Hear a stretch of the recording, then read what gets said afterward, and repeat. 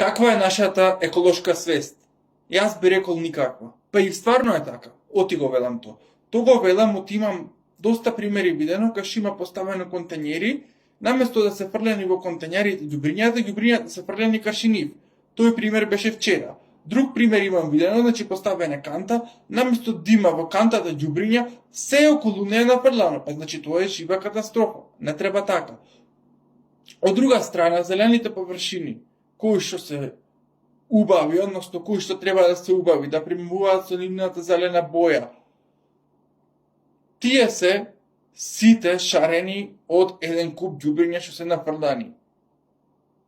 Значи, то не е во ред. Од друга страна пак, има еден куп стакла испокршени, нафрлани, срчи на сите страни, значи. А бре, луѓе, некој може да згазди на нив и да се исечи шамаривет после прајме, ке се повреди тој што поминал. Не е убаво то, не е убаво.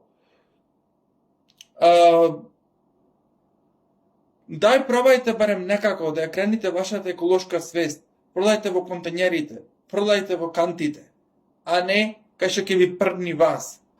То доведва да личиме ко некоја депонија, а не да личиме на чисто и убаво место, кој што ќе биде ем пријатно за дишење, ем ќе биде пријатно за пешачење. Вака може да згаздиме нешто што не треба и да се повредиме.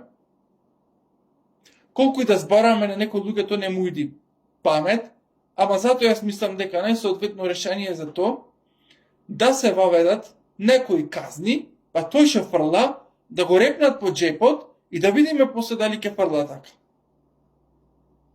А вака, само како што е, одиме во пропаст, одиме во жива катастрофа, нема да личиме на ништо, ќе личиме само на депонија, па ќе речам.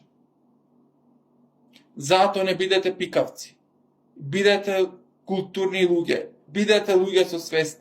Продајте во контењери за да можеме да се движиме безбедно, да не е загадено, да личиме на убави работи, а не да сме депонија, пак ќе речам. Со 3 збора, свеста ни е никаква. Толку. Чао.